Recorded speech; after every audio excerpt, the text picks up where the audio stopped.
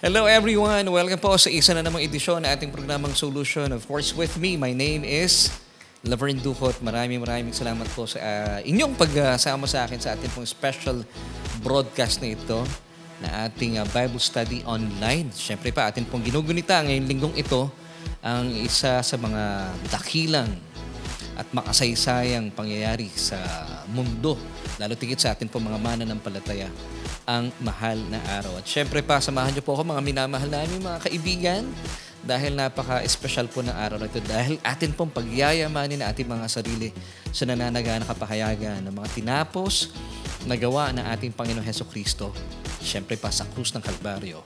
At muli po ay nagpapasalamat ako sa Panginoon for giving us this wonderful opportunity na kung saan ay sama-sama po nating pagsasaluhan ng yaman ng kanyang salita. Kaya naman binabati po natin lahat ng ating mga kababayan saan man po kayong panig ng mundo naroroon. Good morning, good afternoon, and of course, good evening. At sa ating po mga kababayan sa buong Pilipinas, Luzon, Visayas, and Mindanao, maraming salamat po for joining us once again. Dito lang yan sa programang ating pinagsasaluhan at pinagsasamahan. Solution with Laverne Ducot. And tonight, as I mentioned earlier, napaka-special po dahil atin pong bibigyan ng tuon at bilang atin pong paggunita sa makasaysayang araw na ito kung saan kung gaano po natin pinapahalagahan at ipinagdiriwang ang Pasko. Para po sa akin dapat po talagang atin pong pinagdiriwang din po ang araw na ito na kung saan ay isa na katuparan na ating Panginoon Hesukristo ang pakay at kalooban ng kanyang Ama sa langit na siya po ay dalhin sa krus ng Kalbaryo para magdusa at pagbayaran ating mga kasalanan para makamit po natin ang ganap na kaligtasan. Siyempre pa binabati po natin ang lahat ng ating mga kaibigan bago po tayo magtuloy-tuloy sa ating mga pag-aaral na ito. Isang mapagpalang araw po sa ating lahat. Of course, maraming salamat for joining us tonight. Si Brother Jason Encarnacion, na kanina po nagtatanong siya kung meron tayong Bible study. Maraming salamat, Brother Jason. And of course, binabati natin ang kanyang may bahay, si Ate Nika, na alam ko nanonood sa ngayon. And maraming salamat din po for joining us tonight, mga suki natin, mga kapatid natin sa iba't ibang panig ng daigdig. Kahit po kayo ay nasa labas ng Pilipinas, ay sinasamahan kami. Dito yan sa ating programang Solution with Laverne Ducot, kung saan nga po ihatid natin ay tugon sa ating mga tanong. Kasi po ngayong gabing ito, meron tayong napapanahong katanungan bilang ating pong paggunita sa Semana Santa at lalo tigit sa napaka-makasaysayang araw po ng Biyernes Santo. At bago po yan, ay gusto ko nang batiin din, of course, sa ating mga kaibigan. Magandang gabi rin sa iyo, Brother Nalds.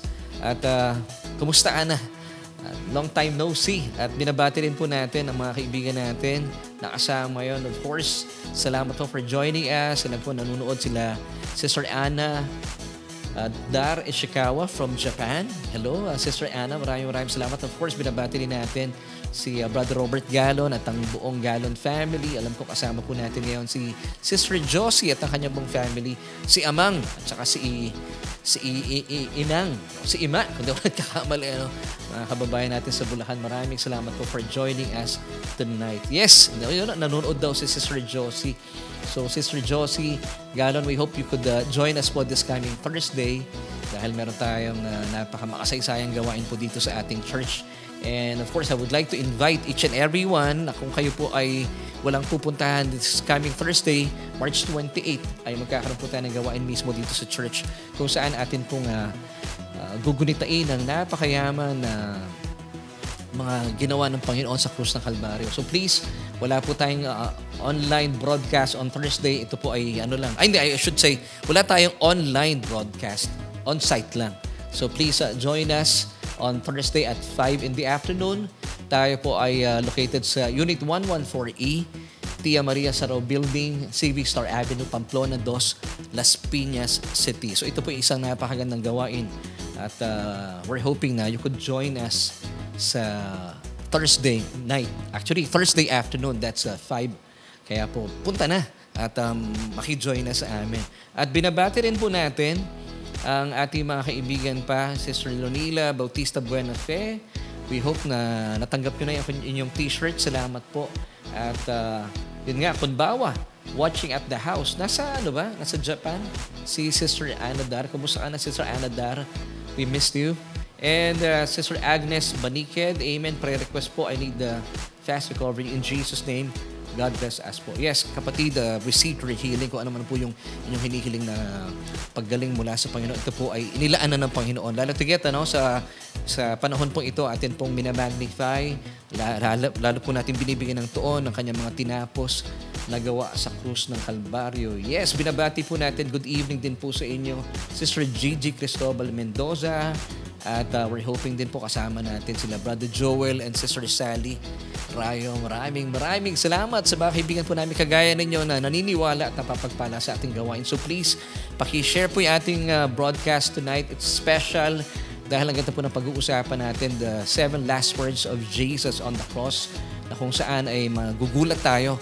Meron palang mas malalim na kahulugan ng bawat wikang sinalita ng ating Panginoon habang siya po ay nakabayubay sa krus ng Kalbaryo. So ito po yung ating question for tonight na gusto ko pong makarinig na inyong mga tugon habang tayo po ay nag-aaral. So ang ating pong question for tonight ay ito.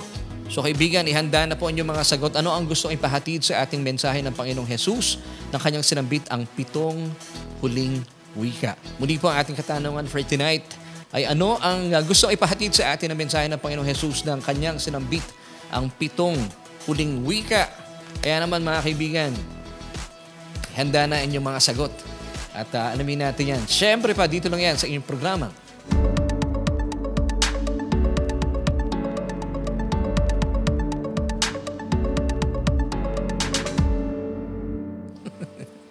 At nagbabalik po tayo. Welcome po muli dito yan sa ating programa kung saan ay naghahatid ng tugon sa ating bawat tanong. At dalayan ko po na kayo po ay mapagpala sa ating mga mapapag-usapan dahil alam nyo, habang ito po ay aking isinusulat yung ating pag-aaral, ang dami pong kapahayagan ng Panginoon na sadyang nung araw, nung akin pong pinapakinggan itong huling 7 wika ay parang sabi ko, Lord, parang wala masyadong dating sa akin yung mga napapakinggan ko before. Well, I am saying this with, of course, yung respeto po sa aking mga napapakinggan.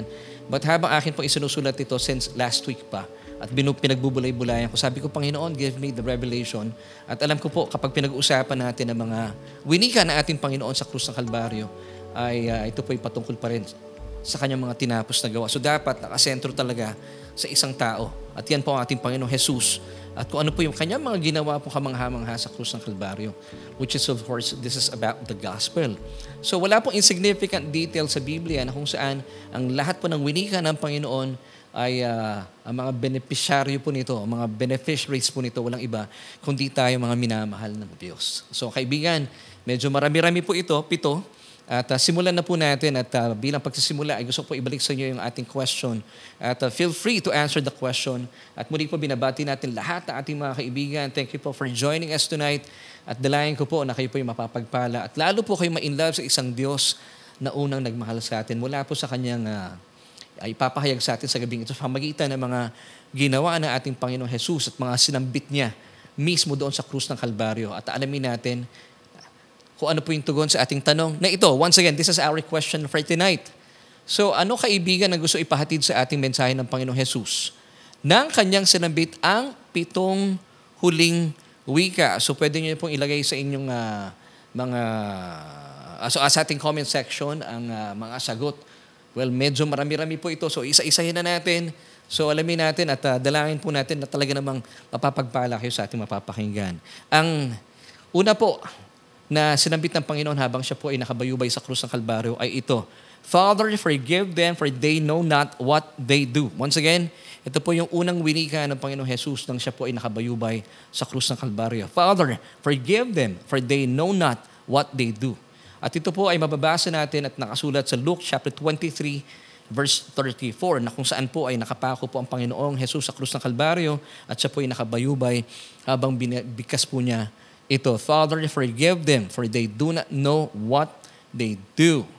May katuruan po sa Old Testament na tinatawag na 6 cities of refuge. Once again, 6 cities of refuge na kung saan ang sabi ng Diyos kay Joshua na kapag nakapasok na sila kasama ng kanyang mga kababayan sa lupain ng Canaan, magtatalaga sila ng 6 na syudad na kung saan ito po'y gagawin nilang kanlungan or 6 cities of refuge para takbuhan po nila bilang kanilang kanlungan sakaling sila po ay nakagawa na aksidente, makapatay ng tao na hindi po nila sinasadya. So once again, ito po ay 6 cities of refuge.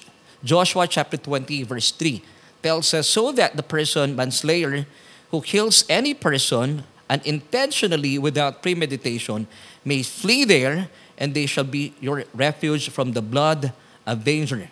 So ang 6 cities po dito, gaya na sinabi ko kanina, wala pong insignificant detail sa Biblia. Well, of course, as we all know, and I pray na alam na po natin ito bilang mga mag-aaral ng salita ng Panginoon, bilang mga talmidim, bilang mga matetes, bilang mga disipulo, na ang mga nakasulat po sa Old Testament ay it's a shadow of good things to come. Of course, referring to the substance who is Jesus Himself. So yung 6 cities of refuge po dito, it's a type of Jesus Himself. At napakaganda pong pagsasalarawan nito. Makita natin 6, it's a picture of man. So ibig sabihin, inilaan po ito ng Diyos noon pa man sa panahon ni Joshua. At ito po isinasalarawan o it's a type of Jesus na kung saan ay kakalingain po niya ang mga taong kagaya natin. Na kung saan doon po sa krus ng Kalbaryo, siya po yung ating naging refuge or kanlungan. Since siya po yung typology ng 6 cities of refuge, ay maaari po tayong lumapit sa Kanya. Kapag tayo po'y nagkakamali at nakagawa ng kasalanan, unintentional o mga bagay na hindi natin sinasadya. Kaya po, ito po ay napakagandang pagkakataon na doon po sa krus ng Kalbaryo, ito po may in love kayo sa Panginoon. Habang binibigkas po niya at sinambit po niya, Father, forgive them for they know not what they do. So ibig sabihin, ang sinasabi po ng Panginoong Jesus sa Kanyang Ama, sabi niya, aking Ama, patawarin mo sila dahil hindi nila alam ang kanilang mga ginagawa. So yung kasalanan po ng tao na siya po inilagay sa krus ng Kalbaryo, inaapila niya po ito sa Kanyang Ama na huwag itong gamitin laban sa mga tao. Ito ay isang kasalanan na hindi nila sinasadya. Isipin mo, ganun po tayo kamahal ng Diyos. Kaya naman, maaari po tayong makalapit sa Panginoon. Hindi lamang po tayo pinatawad sa ating mga kasalanan. Pagkos tayo rin po iniingatan. Dahil kapag tayo po'y lumapit sa Panginoong Hesukristo, naroon po matatagpuan natin sa Kanya yung city of refuge or the 6 cities of refuge. Bakit 6? Sabi ko kay Lord, well, 6 in the Bible is the number of men. So ibig sabihin, pwede tayong makalapit sa Panginoon kapag tayo po ay nakakagawa unintentionally ng mga kasalanan. At dito po, sa Kanyang unang sinalita, Father, forgive them, for they know not what they do. Isipin mo ang una pong winika ng Panginoon ay patungkol pa rin sa forgiveness. Ganito po nag-uumapaw ang puso ng Panginoon sa atin. At itinuturing niya po yung kasalanan ng mga taong nagpapako sa Kanya sa krus. Sabi niya, inaapila niya sa Kanyang Ama, Ama, patawarin mo sila dahil hindi nila alam ang kanilang ginagawa. Saan ka makakakita ng puso na kagaya ng ating Panginoong Hesukristo? So once again, sabi po ng Panginoong Jesus in Luke 23 verse 34a, Father, forgive them for they do not know what they do. Kaya marapat po tayong tumawag sa ngalan ng ating Panginoong Hesukristo bilang ating refuge, bilang ating kanlungan. Dahil siya po ang ating city of refuge dahil hindi lamang po tayo pinatawad ng ating Panginoong Hesukristo sa ating mga kasalanan. Take note at ang mga kasalanan pong ito, muli pong apila niya sa Kanyang Ama, ay huwag pong gamitin laban sa atin dahil ang kasalanan ito ay sadyang hindi natin sinasadya. Wow, grabe ang Panginoon. At hindi lamang po natapos doon.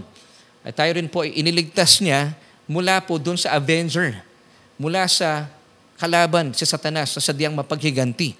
Kaya naman po napakaganda po ng mga ginawa ng Panginoong Jesus sa krus ng Kalbaryo, kung saan sa pamagitan din po ng Kanyang kamatayan, ay winasak na po niyang tuluyan siyang may kapangyarihan na pumatay. Walang iba kundi ang diablo. Basahin po natin ang Hebrews chapter 2, verse 14 sa Magandang Balita Biblia. Dahil sa ang mga anak na itinutukoy niya ay tao, naging tao rin si Jesus at tulad nila ay may laman at may dugo. Ginawa niya ito upang sa pamagitan ng Kanyang kamatayan ay mawasak niya ang kapangyarihan ng diablo na siyang may kapangyarihan sa kamatayan. Purihin po ang Panginoon. So muli po, unang wika pa lang, nananaganan na po tayo sa kapahayagan. Hindi lamang tayo pinatawad ng Panginoon. At itinuring pa ang kasalanan ng pagpapako sa krus sa Kanya ng mga tao. Sabi niya, aapilan niya, muli po sa Kanyang Ama, Father, forgive them. Patawarin mo sila, Ama, dahil hindi nila alam ang kanilang ginagawa. So ito po bilang city of refuge ng ating Panginoon Hesukristo. Pwede tayong tumakbo doon. Dahil kinikilala niya ang mga kasalanan ng ating ginawa sa Kanya ay sadyang hindi natin sinasadya. Kaya muli po, yung unang winika ng Panginoon, Father, forgive them for they know not what they do. So dito na po tayo sa ikalawang winika ng ating Panginoon na kung saan nananagana po sa kapahayagan. Today, you will be with me in paradise. So ito po ay mababasa naman po natin sa Luke chapter 23, verse 43. At ito po ang pangako na ito ay sinabi ng Panginoon Jesus sa bawat tao. Now, ano po yung aalamin natin mensahe sa atin ng Panginoon? Kasi ito nga po yung tanong na ating hinahanap. Dahil po wala pong insignificant detail sa Bible at bawat winika po ng Panginoon Hesukristo ay may kinalaman sa kanyang mga tinapos na gawa sa krus ng Kalbaryo. So first, let's read Luke chapter 23 verse 43. And Jesus said to him, yung him po dito yung isa sa mga magnanakaw, assuredly I say to you, today you will be with me in paradise. So ang pangako po ito ay sinabi ng Panginoon Jesus sa isa po sa mga magnanakaw na kapwa po ipinako kasama niya. So ang ating Panginoon Hesukristo po ay nasa gitna. Siya po yung napapagitnaan ng dalawang magnanakaw. Well, ang Panginoon po, kahit saan, lagi po siyang nasa gitna. Kung atin pong babalikan na kasaysayan, gaya po na sinabi ko kanina, meron pong dalawang magnanakaw na kung saan kasama po ang Panginoon na ipinako sa krus. Siya po ay napapagitnaan ng isang magnanakaw sa inyong kanan, sa aking kaliwa, at syempre pa sa kanan, sa inyo naman pong kaliwa. Na kung saan po ay, ang dalawang magnanakaw pong ito ay meron pong nais pong ipabatid sa atin ng Diyos. Magnanakaw, sabihin na natin, magnanakaw po sila. Now, yung isa pong magnanakaw, kung bakit wala po siyang pagnanasa na humingi ng tulong at humingi ng pagdiligtas sa Panginoon, it's because siya po ay isang tao na nagsasalarawan ng isang taong masyadong abala sa kanyang mga nakaraan, sa kanyang mga nakalipas, sa kanyang mga ginawa na sadyang madidilim. Kung kaya wala po sa puso niya, wala siyang hangarin na lumapit sa Panginoon at kilalanin siya bilang tagapagligtas. So yun po yung typology ng isa sa mga magnanakaw. So hindi po siya nagkaroon ng pagnanasa na humingi ng tulong sa Panginoon at siya ay iligtas. So hindi po niya nakikita si Jesus bilang Panginoon at tagapagligtas. Yung isa naman pong magnanakaw ay larawan ng isang taong nakatuon naman ang kanyang isipan sa hinaharap. So kung yung isang magnanakaw ay nakatuon po ang kanyang isipan sa nakalipas, yung isa naman, magnanakaw din, nakatuon naman ang kanyang isipan sa hinaharap. Kung kaya ang kanya pong tuon ay wala po sa kasalukuyan. So yung dalawang ito ay hindi po nabubuhay sa kasalukuyang panahon. So muli po, yung isang magnanakaw nakatuon ang kanyang mga mata sa kanyang mga nakalipas, sa kanyang madidilim na nakaraan. Kaya po wala siyang pagnanasa na kilalanin kung sino po yung nasa kanyang harapan sa kasalukuyan. Samantala yung isa naman po magnanakaw ay nakatuon at nakatutok ang kanyang mga mata sa hinaharap. Kung kaya't ganun din po, wala siyang pagnanasa at hindi po niya nakikita ang kanyang pangangailangan sa kasalukuyan. So marami pong tao ganito, nakatingin sa nakalipas at marami po naman nakatingin sa hinaharap. Ang problema, hindi nila nai-enjoy kung ano yung kanilang kinasasadlakan sa kasalukuyan. Kaya po pangkaraniwan, ang mga tao pong ito ay napapagnakawan ng kanilang kasalukuyan. Kaya nga po yung word na present, di ba? Present, gift, at the same time ay the now, yung kasalukuyang nangyayari. So, hindi nila nakikita yung gift na meron sila sa kanilang harapan, sa kanilang kalagitnaan, who is Jesus Himself. So, tingnan po natin, balikan natin ang Luke 23:42. Then, yung dito yung isang magnanakaw, said to Jesus, Lord, remember me when you come into your kingdom. So ito pong magnanakaw na ito na nakipag-usap sa Panginoon, kasi yung isa minamakpan niya si Jesus, ito po yung isa na nakatingin sa nakalipas. Sabi niya, kung talagang ikaw ang Kristo, bakit hindi mo iligtas ang iyong sarili? Samantala, ito namang isang magnanakaw na ito, nakita niya ang kanyang sarili. At nakita rin po niya, kinilala niya, na meron pong kakayahan itong isang nakapako sa krus, sa kanilang kalagitnaan. And then, in-address po niya si Jesus bilang Lord, bilang Panginoon. And then sabi niya, remember me when you come into your kingdom. So muli po, ang mga mata na magnanakaw na ito ay nakapukaw sa kanyang hinaharap. So let's go back to Luke 23:42. Then he said to Jesus, yung hipo dito once again, yung teeth, Lord, remember me when you come into your kingdom. So malinaw po dito mula sa kanyang mga sinasabi sa Panginoon na talagang nakatuon ang kanyang mga mata sa future. Kasi remember me when you come to your kingdom. Samantala, mai-in love po kayo sa tugon ng Panginoon sa Kanya. Isang tugon na sadyang napapanahon. At ito rin po yung mensaheng gusto pong ipahatid sa iyo, kaibigan. Kung kayo po ay first time na napadako sa ating Bible study, I believe this is no accident for you because God loves you so much. So kung babalikan natin, yung tagpong ito, na sabi niya, Lord, remember me, isa po sa mga magnanakaw, sabi niya kay Jesus, when you come to your kingdom. And then, ito na yung sagot ng Panginoon sa kanya. May in love po kayo in verse 43, still with Luke chapter 23. Assuredly, I say to you, Jesus said to him, today you will be with me in paradise. Yes, nakita niyo po yung difference. Bagaman ang tutok po ng magnanakaw na ito, sabi niya ay, Lord, remember me when you come into your kingdom. Futuristic siya eh. Nakatingin siya sa hinaharap. Pero ang sagot sa kanya ng Panginoon, today. Hindi po later, hindi tomorrow. Today. Muli po sabi ng Panginoon, today you will be with me in paradise. Bilang mga Hudyo, alam po nila na ano yung pakiramdam kapag sila po nasa paradise. And kung nasundan niyo po yung teaching natin last Sunday, ang paradise po, ayon po sa kanilang natutuhan bilang mga Hudyo, it's a place kung saan nandun po ang amang Abraham. Kaya alam nila, pag sila po isasama ng Panginoon sa paraiso, isang pagpapakita sa kanila, pagsasalarawan ng isang buhay na puno-puno ng kagalahan, kaaluhan, at kasiyahan. So muli po sabi ng Panginoon, today, you will be with me in paradise. Dahil mahalaga po sa Panginoon Hesukristo ang ating kaligtasan. Kaya nga po siya naparito sa ating mundo. Hindi po naparito si Lord para maging Lords lang. Hindi po. Naparito po siya to be our Messiah, our Savior. And that's why sabi niya, today you will be with me in paradise. Napakahalaga po sa Panginoon ng ating kaligtasan. Kaya po sabi niya, today, hindi po later, not tomorrow. 2 Corinthians chapter 6 verse 2 tells us, behold, now is the day of salvation. Take note, now is the day of salvation. Not later, not tomorrow. Kapatid, na ipinako po sa krus ang ating Panginoon Jesucristo. Napakaganda po ng kapahayagan sa atin kung bakit po siya po ay napapagitnaan ng dalawang magnanakaw. Alam niyo po ang ibig sabihin nito? Siya po ay napapagitnaan sa kaliwa at sa kanan. So ibig sabihin, mapakaliwa, mapakanan, wag po niyo hahayaan kayo po ay mapapagnakawan ng inyong nakalipas. Marahil kayo po hindi tumatanggap sa paanyaya ng Panginoon dahil masyado kayo nakatingin sa inyong mga nakalipas. Sinasabi mo marahil sa Diyos, hindi mo ako kilala o Diyos. Ang dami kong kasalanan. Hindi mo ako kilala o Diyos ko. Ano-ano yung mga pinaggagawa ko sa nakalipas, sa aking mga nakaraan. Well, kaibigan, mukha nga hindi mo kilala ang Diyos kasi kung kayo po ay makasalanan at masyado nyo minamagnify inyong nakalipas, siya po ay Diyos. Siya po ay tagapagligtas. At kapag ang makasalanan ay lumalapit sa tagapagligtas, gustong-gusto po ng Diyos yun. So marahil kayo po ay katulad ng isang magnanakaw na ninanakawan na kayo ng dyablo na ayaw nyo lumapit sa Panginoon. O kaya naman, kayo naman po ay isang uri na magnanakaw na kung saan ay katabi rin po ng Panginoon, masyado po nakapukaw ang kanyang mga mata sa hinaharap.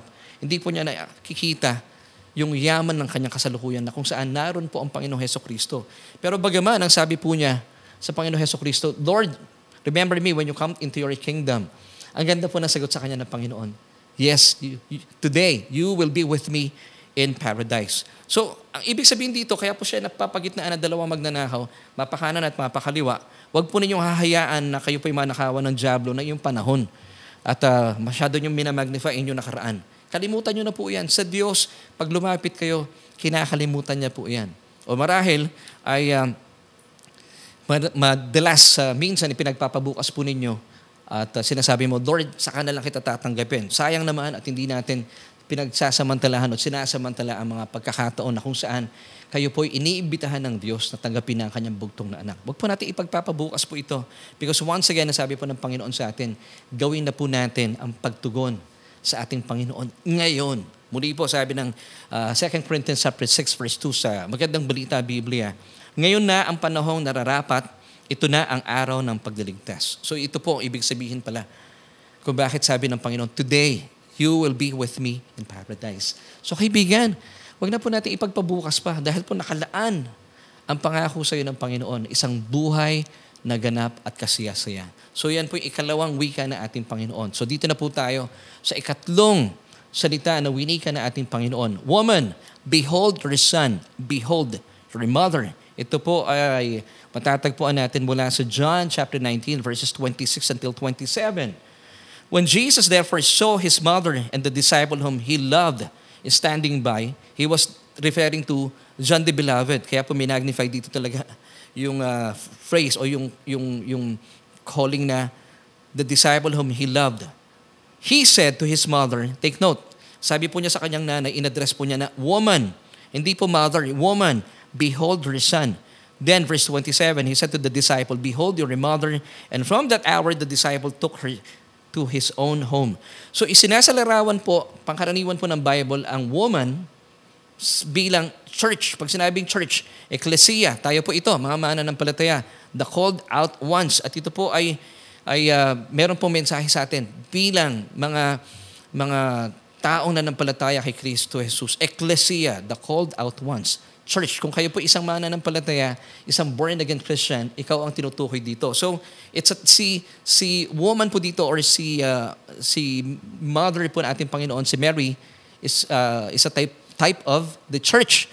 And then, basahin po natin muli sabi ng talata, John 19:26 verse 27, when Jesus therefore saw his mother and the disciple whom he loved standing by, so he was referring to John the Beloved.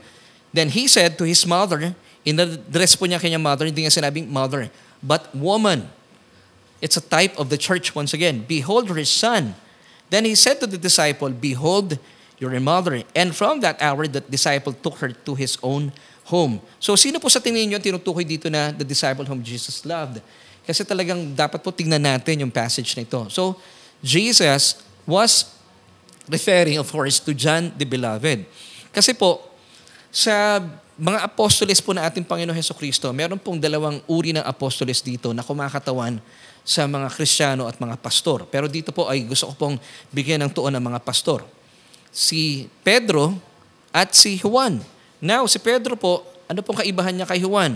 Parehas po silang apostoles, parehas po silang tagasunod ng Panginoon, pero ang kaibahan po nila, si Pedro po ay pwede nating sabihin na mga uri o isinasalarawan niya ang mga pastor na sa pamamagitan po ng kanilang mga mensahe, ipinagmamalaki po nila ang kanilang mga pagmamahal sa Panginoong Diyos. Well, this is a type of the message of the old law-keeping covenant na talaga naman pinagmamalaki ng tao yung kanyang performance, yung kanyang pagmamahal sa Panginoon. At sabi po ng apostol na Pedro, sabi niya sa Panginoong Jesus, iwanan ka man ng mga yan. Tinuturo niya yung iba pa mga disipulo. Hindi kita iiwanan. Pero as we all know, kung babalikan po natin ang kasaysayan, 3 beses po niya ipinagkanulo ang Panginoon. So si Pedro po dito ay uri ng mga pastor at tagapagpahayag na sadyang kapag ipinagmamalaki po pala natin yung ating pagmamahal sa Diyos, this is doomed to fail.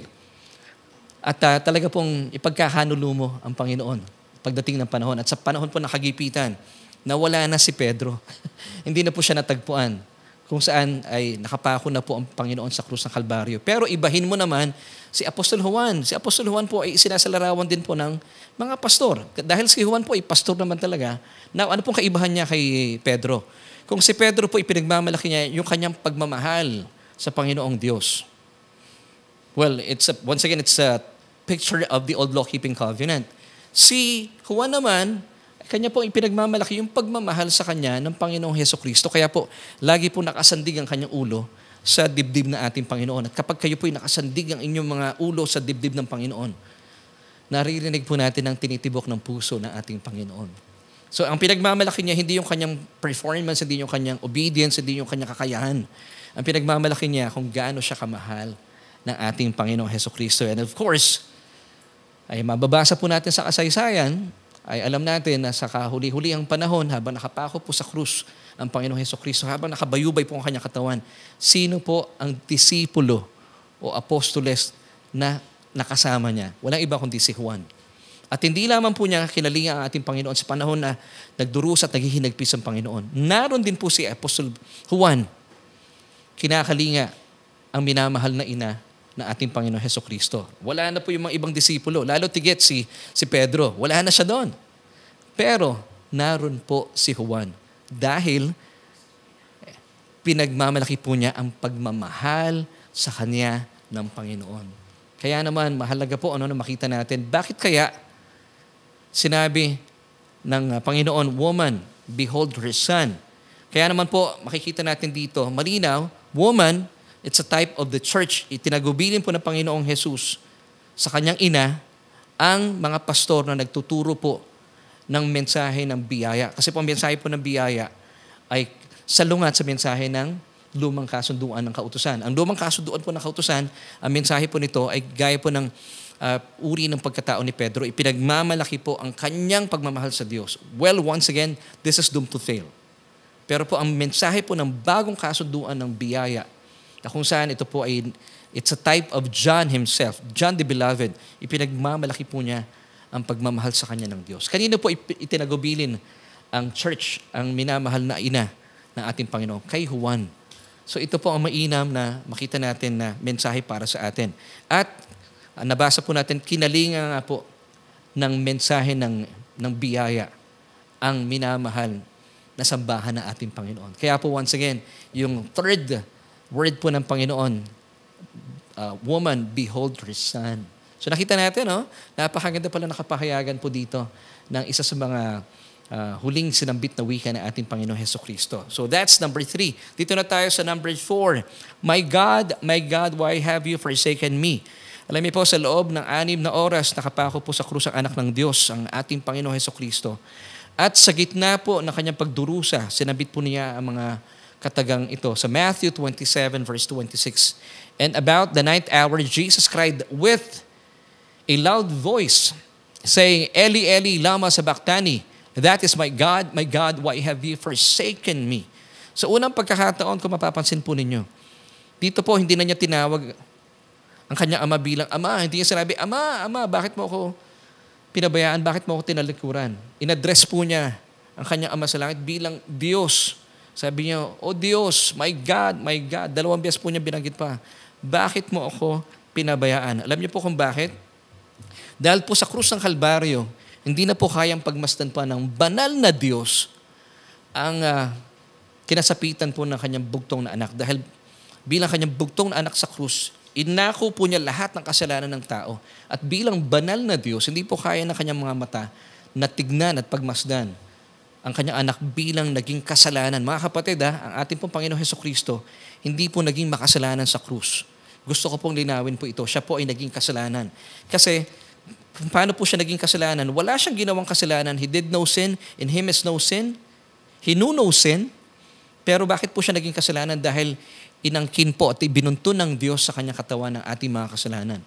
Upang tayo po mga nananalig sa Kanya ay maging matuwid sa harapan ng Diyos. Tayo po ay hindi po naging matuwid dahil sa ating mga ginawa, kundi po sa atin pong inangkin tayo mga nanalig sa Panginoong Hesukristo ang Kanyang katuwiran bilang kaloob. So ang tawag po dito ng mga theologians ay divine exchange. So divine exchange happened at the cross. So yung kasalanan ng tao ay ibinuntun po ng Diyos sa katawan ng ating Panginoong Hesukristo. Kaya naman sabi po ng Panginoong Hesukristo sa kanyang Ama sa langit, inaddress po niya once again, hindi na po Ama, hindi na Father, but my God, why have you forsaken me? Because tinalikuran po siya ng Diyos. Hindi na po kayang pagmasdan ng banal na Diyos ang kanyang anak na naging kasalanan doon sa krus ng Kalbaryo. Ito po'y bilang pagpapatunay na kailanman, dahil po sa ginawang makasaysayan ng Diyos ito, ay hindi na po tayo kailanman iiwan at pababayaan ng ating Diyos Ama. Amen. So tingnan po natin yung tinatawag nating divine exchange, kung saan inako po na ating Panginoong Hesukristo ang kasalanan ng mundo. Nang sa gayon, mapa sa atin po bilang kaloob ang kanyang katuwiran. 2 Corinthians 5 verse 21 tells us, For God made Jesus who knew no sin to be sin for us, that we might become the righteousness of God in Him. Kaya nga po para sa akin, ang Good Friday, hindi po natin dapat tinatawag na Good Friday lang. For me, it should be Great Friday. Why? Because great po ang mga nangyari itong Good Friday. Isang great man, ang inilaan po ang kanyang great life para po sa kanyang paghahain ng kanyang buhay sa krus ng Kalbaryo, ay maangkin po natin ang tinatawag na great gift of salvation. So, from now on mga kapatid, ituring po natin ang Good Friday, not just Good Friday, but Great Friday. Amen and amen. Dahil po sadyang marami pong dakilang at mga kamanghamanghang ginawa po ang ating Panginoon sa krus ng Kalbaryo. Kung kaya mga kaibigan, mga kapatiran, makakaasa po tayo mga mananampalataya na hindi na kailanman tayo papababayaan ni iiwan man ng Diyos. Kasi once upon a time, 2,000 years ago, doon sa krus ng Kalbaryo, tinalikuran po ng Diyos Ama ang kanyang bugtong na anak dahil hindi po kaya ng kanyang banal na mga mata na pagmasdan ang kanyang anak na naging kasalanan sa krus ng Kalbaryo. Kaya naman, nung kanya pong tinalikuran ang kanyang bugtong na anak, siya po'y humarap na sa atin. At pangwalang hanggan, siya po'y nalulugod sa atin dahil inaangkin na po natin bilang kaloob ang katuwiran ng kanyang bugtong na anak na si Kristo. Kaya po makakaasa tayo, kailanman saan man, hindi po kayo iiwan ni pababayaan man ng Diyos. Hebrews chapter 13 verse 5 tells us, "For He Himself has said, I will never leave you nor forsake you." So that's number 4. Papunta na tayo sa number 5. Sabi po ng Panginoon dito, I thirst. Ito po yung panglima sa mga winika na ating Panginoon Hesukristo sa krus ng Kalbaryo. At alam po ng Panginoong Jesus na naganap na ang lahat ng mga bagay. Para ganap ng matupad ang kasulatan, sinabi niya pa rin po ito, nauuhaw ako. Alam niyo kung bakit po kailangan niya sabihin ito? Dahil para po maibsan na lahat po ng mga kabigatan na pinapasa ng bawat tao. Basahin po natin ang John 19 verses 28 until 29.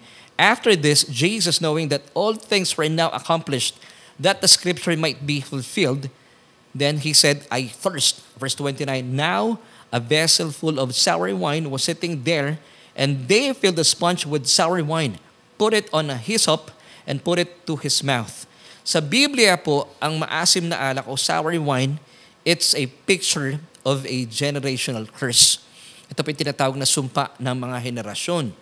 Habang nakabayubay po ang Panginoong Hesukristo, hindi po niya pinalagpas po ito dahil, alam niyo po,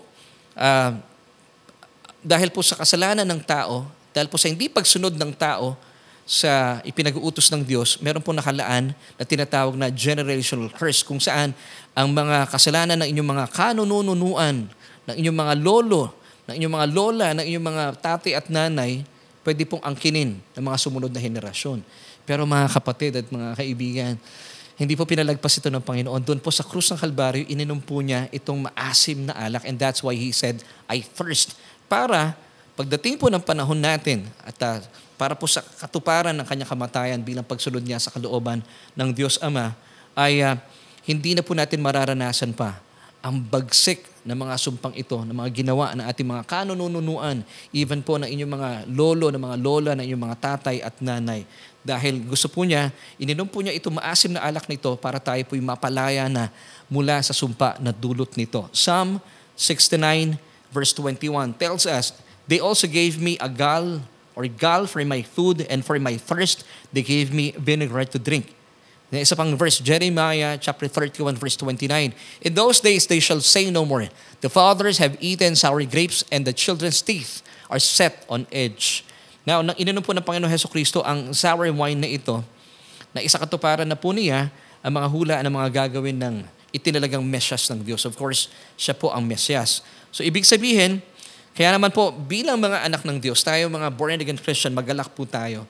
Dahil hindi mo na aanihin pa ang mga pagkakamali na yung mga kanununuan, yung mga tinatawag na ancestral sins, ancestral faults, or ancestral curses. Hindi na po. Gaya po ng sinasabi ng Numbers chapter 14 verse 18, the Lord is long-suffering and abundant in mercy, forgiving iniquity and transgression. But He by no means clears the guilty, visiting the iniquity of the fathers on the children to the third and fourth generation. Ganun po ang sistema ng lubang kasunduan.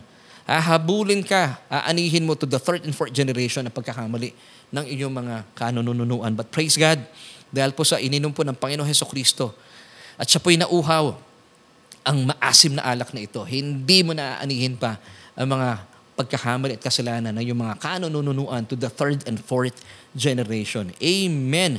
Dahil ininom na po ng Panginoong Hesukristo ang maasim na alak na to para tayo po'y mapalaya na sa sumpa na dulot nito. Amen. So that's number 5. Dito na tayo sa number 6. Yung ika-6 na winika na ating Panginoon. It's found in John chapter 19 verse 30.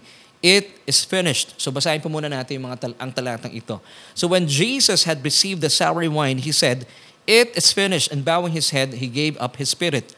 Now, it is finished. Ito po ay tetelestai sa wikang Griego, at sa wikang Hebreo naman ay kala. Parang ang tunog, no? Kula. Parang kula. So, ibig sabihin, dahil po sa kanyang mga ginawa at tinapos sa gawa sa krus ng Kalbaryo, talaga naman pinaputi na tayo. Whiter than snow. parang kinulan na tayo. No? Parang ganun yung word, no? Para hindi natin makalimutan. Once again, sa wikang Griego, ito ay tetelestai. It is finished. Isang salita lang. Sa Hebreo, kala. So, katunog ng kula. Now, ito pong it is finished ay nagmula po sa salitang Griego na teleo. Ano ibig sabihin ng teleo? Sa panahon po na ating Panginoong Hesukristo, kapag meron pong may utang at sila po ay nakabayad na sinasabi nila, teleo. Kaya sabihin mo sa mga taong nabayaran mo na, teleo. At sinasabi rin po ito ng mga manggagawa kapag sila po ay may pinapagawa sa kanila yung kanilang mga amo. And then, natapos na po nila yung kanilang ginagawa. Sabi nila sa kanila, teleo. So, ibig sabihin, tapos na, ganap na yung mga gawain kanilang ipinapagawa. John chapter 17 verse 4 tells us, I have glorified you on earth. I have finished the work which you have given me to do. Yung pong word dito na finished, it's teleo. It's a Greek word. Teleo means complete, fulfill. So you cannot complete a complete task. Kapag sinabi ni Jesus, it is finished, hindi po niya sinabing, it is almost finished. Once again, He said, it is finished. So kapag tapos na, wala ka nang dapat gawin pa. You just have to believe it and then receive lahat ng mga ginawa niya at tinapos niya sa krus ng Kalbaryo. Now, kung sinasabi natin tapos na, sabi ng Panginoon, it is finished. Tetelestai, kala, sa Tagalog ay natapos na, naganap na. Nung sinabit niya po yung mga katagang ito, siguro ang tanong ninyo, ano na, Laverne, yung tinapos ng Panginoong Jesus sa krus ng Kalbaryo? Alam niyo po, marami pong tinrabaho ang Panginoon. Marami siyang tinapos talaga. Pero ilan lang po dito mahalaga ang pag-uusapan natin. Una po dito, kung niyo po mapapansin yung katagang it is finished, ito po ay ika-anim sa kanyang mga salitang winika. At yung pong ika-anim, yung number 6, I should say, gaya ng sinabi ko kanina, it's the number of men. So dito po, una sa lahat, tinapos na po niya yung pagpapagal ng tao. Wow! So yung krus talaga, ay pinagdusahan niya po ito para ang tao po, sino mang mananampalataya sa kanya, ay mangyari po ang buhay na ganap at kasiyasaya. So tinapos na po niya ang pagpapagal ng tao. At sa krus din po ng Kalbaryo, lubusan pong tinapos ng Panginoong Jesus ang kasalanan. Kasi po kapag kayo po ay naroon pa ang inyong kasalanan, take note, kasalanan, sin. Diba sabi po ng Biblia, ang kordero ng Diyos ay nilaan niya sa mundong ito para tanggalin yung sin. Yung sin po na ito sa wikang Griego ay hamartia. Ito lamang po yung sin. Ito yung sin na tinanggap natin, binana natin kay Adan. Kapag ito po'y nanatili sa sino mang tao sa kanyang espiritu, ito po ang magdadala sa kanya sa walang hanggang kamatayan. Pero praise God, doon po sa krus ng Kalbaryo, inilaan po ng Diyos ang kanyang kordero, si Kristo, at winakasan na po niya ang kasalanan ng tao para matapos na rin po ang kapaguran ng tao. And that's why He said, it is finished. Tapos na, wala na siyang dapat pang tapusin. Tapos na. So, kung meron man po napakalaking utang ng tao, tinubos na rin po ng Panginoong Hesukristo doon sa krus ng Kalbaryo. Dahil, alam niyo po yung kasalanan ito, minana po natin ito kay Adan sa kanya pong pagsuway sa pinag-uutos sa kanya ng Diyos. Romans chapter 5 verse 12. Therefore, just as through one man's sin, yung one man dito refers to Adam himself, entered the world and death through sin, and thus death spread to all men because all sinned. Pero buti na lang, inilaan po ng Diyos sa kanyang bugtong na anak. Dahil kapag nagpatuloy po tayo sa kasalanan ito, nananatili sa ating espiritu. Ito po ang sabi ng Romans 6:23. For the wages of sin is death. Yung sin po dito is hamartia, the sinful nature. But, praise God, the gift of God is eternal life in Christ Jesus our Lord. At sa pamagitan nga po ng kamatayan ng ating Panginoon Hesukristo, kinatagpo niya rin po ang mga hinihinging requirement ng kautusan. Amen. Kaya po wala na po tayong dapat pang tapusin o isa katuparan because sabi po na Matthew 5:17, do not think that I came to destroy the law or the prophets. I did not come to destroy but to fulfill. Ngayon kaibigan, kung na-fulfill na po ito ng Panginoon, hindi na natin problema, wala na tayong dapat pang i-fulfill. Na-fulfill na po niya doon sa krus ng Kalbaryo ang kautusan. Kaya nga po ang kautusan, ang lumang kasunduan ng kautusan, ang panuntunan po ng kautusan, according to Hebrews chapter 8:13, ito po ay tinapos na ng Panginoon, kaya po ito po ay wala ng bisa sa atin. Amen. Wala ng saysay. At sa krus din po, tinapos ng Panginoong Jesus, gaya ng sinasabi ko, sa kanyang kamatayan, yung lumang kasunduan. Na kung saan, kung bakit niya po ito tinapos, dahil hindi po niya nakita na naging tapat ang tao, ang mga Israelita sa pagsunod dito.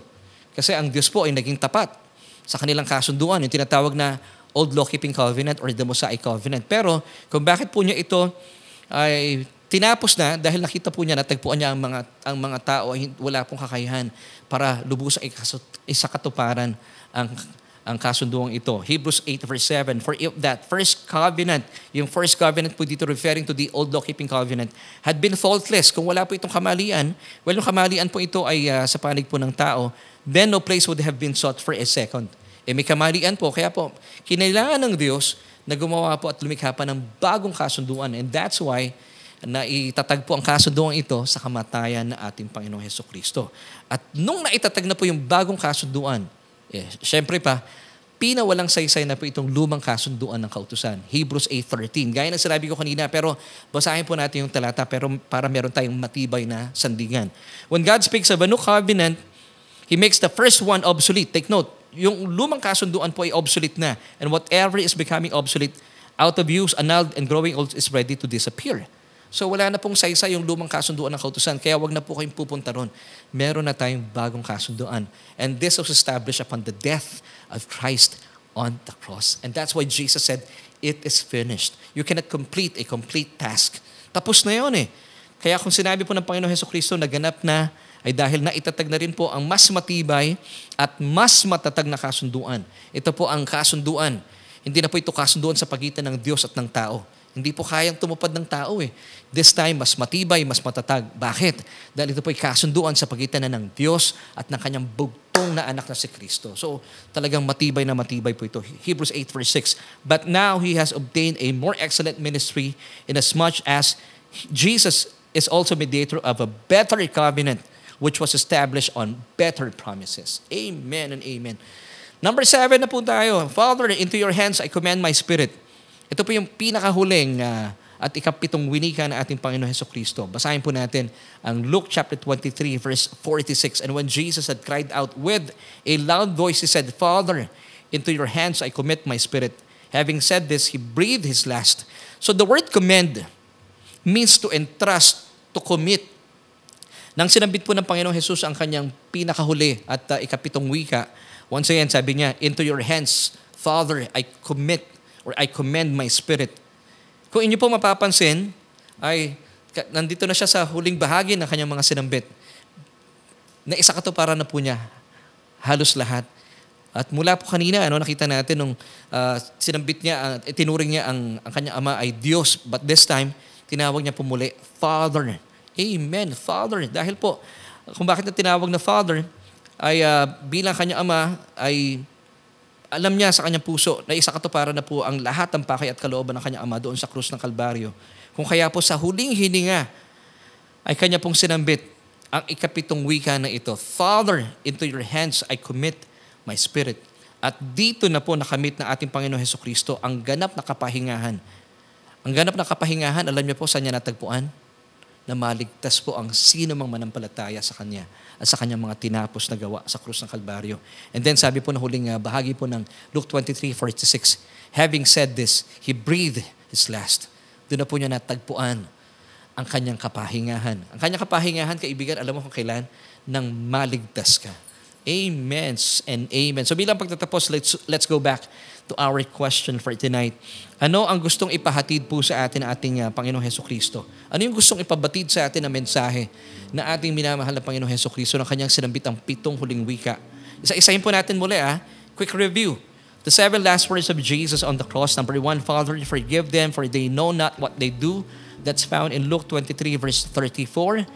Yung ikalawang winika po niya, today you will be with me in paradise. That's Luke 23:43. And then number 3, woman, behold your son, and behold your mother.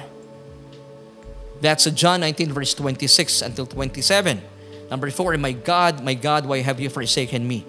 Number 5, I thirst. Mula po sa John 19:28. And number 6, it is finished. John 19:30. At yung ikapito at pinakahuling winika po na ating Panginoon, it's found in Luke 23:46. Father, into your hands I commend my spirit. So once again, let's go back to our question. Ano po kaya ang gusto ipahatid po sa atin na ating Panginoon Hesukristo? Ano yung mensahe na gusto ipahatid sa atin ng kanya pong sinambit ang pitong huling wika? Gaya po ng sinasabi ko lagi sa ating sambahan o sa ating Bible study. wala pong insignificant detail sa Biblia. Ang 7 huling wika po ng Panginoon ay tumutukoy pa rin hindi sa atin. Although tayo po yung beneficiary, pero dapat po ito yung nakasentro sa Kanya at sa Kanyang mga tinapos na gawa sa krus ng Kalbaryo. So this is our resolution for tonight. Listen, dahil na isa katuparan po na ating Panginoong Hesukristo, ang kalooban ng Kanyang Ama sa krus, napunit na po sa gitna ang tabing ng templo. Meron pong kurtina doon Napunit na yung kurtinang ito, yung tabing ng templo mula sa itaas hanggang sa ibaba. Take note, mula sa itaas pa ibaba. Ito po ay makikita natin, ito po ay kamay ng Diyos ang gumawa. Na ibig po nitong sabihin ay malaya na po tayo makakalapit sa Diyos pamagitan ni Kristo sa kanyang lugar ng kabanal-banalan anumang oras at panahon. Dahil sa panahon po ng lumang kasunduan ng kautusan, hindi po pwedeng makapasok ang sino mang tao sa kabanal-banalan. Pawang mga high priest naman po. At kapag sila po natagpo ang marumi sa kasalanan, maaari po silang mamatay doon. Kaya po naglagay naglagay po ang mga taong simbahan ng makapal na tabing sa templo para hindi po sila mapahamak.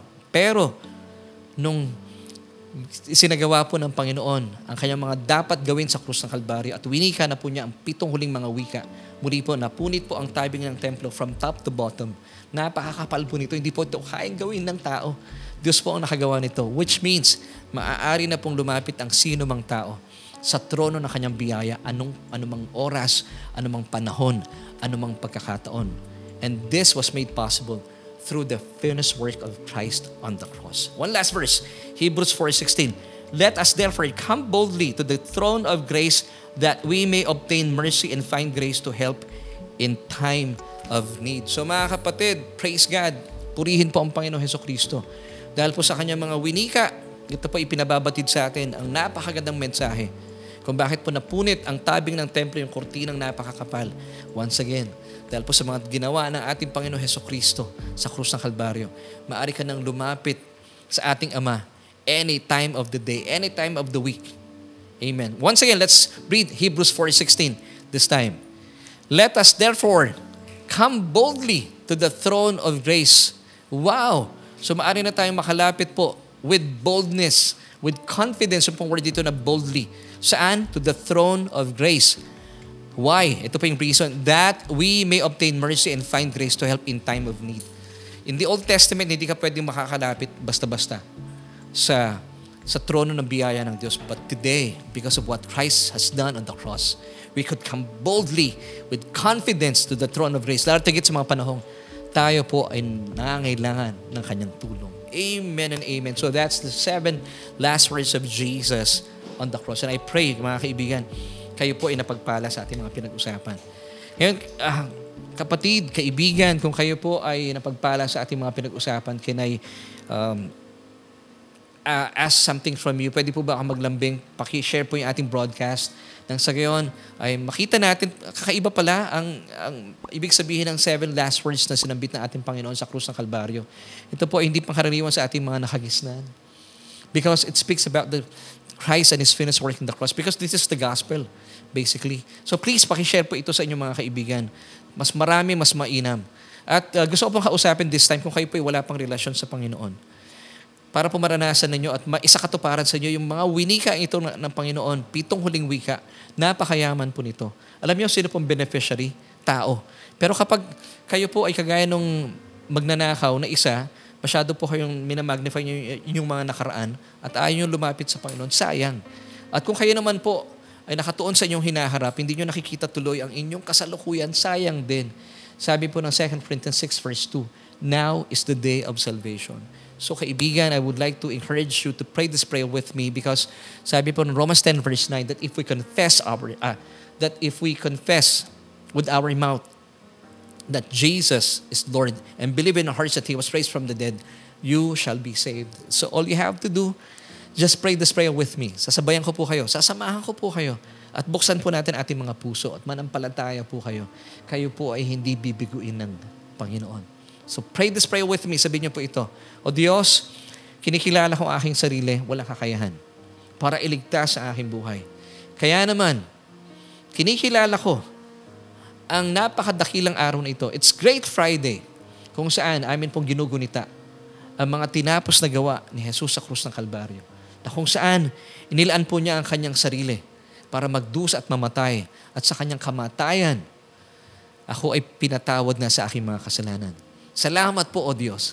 Salamat, Ama, sa iyong kaloob na kaligtasan. At salamat din po na ang kaligtasan ito ay pangwalang hanggan dahil nakasulat na ang aking pangalan sa aklat ng buhay. Kaibigan, kung isa po kayo sa nanalangin ito, please say amen. Manampalataya po kayo, kayo po'y ligtas na. At samahan kami every Tuesday night at 7:30, tayo po'y mag-aral ng salita ng Panginoon. And this time, I would like to pray for you, kaibigan.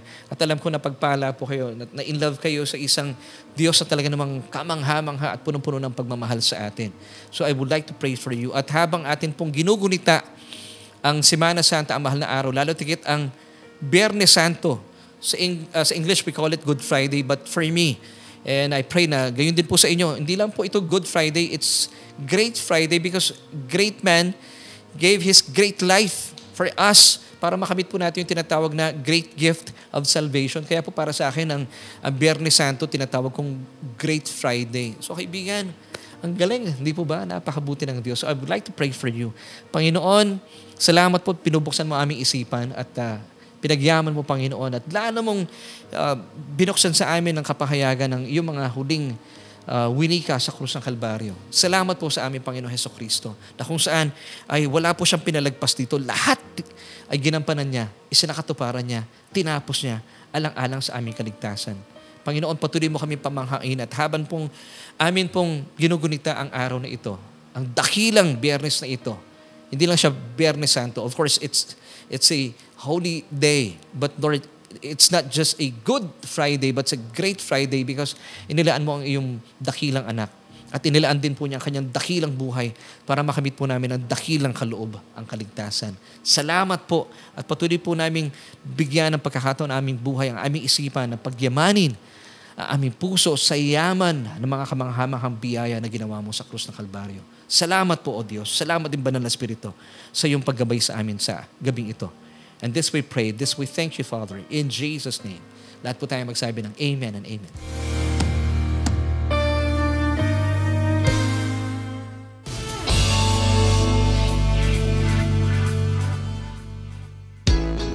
Well, kaibigan, thank you so much for joining me tonight. It's a special broadcast at alam ko po napagpala kayo. And once again, this is Solution with Laverne Ducot and that's me. Salamat po dahil kayo po ay nakasama namin at kung kayo po ay napagpala at naniniwala sa ating mga pinag-uusapan, please, pakishare po ito sa inyong mga minamahal sa buhay. Ang message po natin for tonight, the 7 last words of Jesus on the cross. But before we say goodbye, alam kong sobra na tayo sa oras pero gusto ko muna pasalamatan ang ating mga kasama. Of course, Luz Beminda Torres Bangilan, maraming salamat po ma'am for joining us tonight. Sister Sally Geronimo, thank you. We hope to see you this Thursday. At hello kay Brother Joel, Brother Zildjan, Roland Sedaya Tatel II. Kapatid, we hope to see you dito sa church. Tagal ka na namin hinihintay, kapatid. Salamat din kay April Castro Ducot. Naku, amin pong kamag-anak ire. Salamat for joining us tonight. Of course, kay Brother Ricky Villarasa Lucito. Mga kapatid natin sa Taytay, we hope to see you on Thursday. Please join us sa isang napakaganda pong gawain natin. Rosemary Casoko, maraming salamat po for joining us every Tuesday. Sister Lucy Torres. Hindi po siya yung may bahay ni Congressman ba si Richard Gomez? Hindi ko alam. Hindi po siya yon. Pero kasing ganda siya ni Lucy Torres, of course. Beng Vergara Robles, maraming salamat po sa inyo. Sister Sundin Annie, kay Sister Gigi Cristobal Mendoza, of course, Brother Alan Laxina Ceruano, Sister Leonila Buenafe, Sister Corazon Balicas, thank you po for joining us tonight. At Brother Ariel Herrera, and salamat din mga bagong pangalan, Sister Lorna Aure Corporal, maraming salamat po. Sister Fe Sulaina Mapala, maraming salamat po. Sa lahat ng mga nakasama natin tonight, thank you po for joining us. At muli po, pakishare po ito ang ating broadcast kasi importante po ito. Gaya ng sinabi ko kanina habang nagsisimula tayo, kung gaano po natin sineselebrate ang Christmas, dapat po ganito rin po natin pinagdiriwang at ginugunita ang mahal na araw, of course, yung Great Friday. At pagsapit po ng Sunday, Resurrection Sunday, hindi po ito Easter Sunday. Resurrection Sunday po ito. Walang kinalaman yung yung ibang sineselebrate ng tao. It should be Resurrection Sunday. Dahil po hindi po nanatiling patay ang Panginoon. Nabuhay po siya after 3 days. So kapatid, kung wala po kayong church on Sunday, I would like to invite you, join us dito po sa ating church on Sunday, 9:30 a.m. Ang ganda po ng ating gagawing celebration, Resurrection Sunday, ang muling pagkabuhay ng Panginoon. Dito po yan sa Solution Grace Church. And muli po, maraming salamat po sa mga nakasama natin tonight. At makita-kita po tayo next Tuesday, next week. At dahil po, special po yung broadcast natin na ito, pagyamanin po natin ating kaalaman kung bakit Great Friday po ang ating ginugunita. Dahil great po ang taong ating pinapupurihan yan po ating Panginoong Jesus, na kung saan ibinigay po niya ang kanyang dakilang buhay, kundi po para makamit natin ang dakilang kaloob ng kaligtasan. Amen. So with this, I would like to say thank you, and iwan ko po sa inyo ang 3 John chapter 1 verse 2, Beloved, that's you. I wish above all things that you may prosper and be in health, even as your soul prospers. Bye.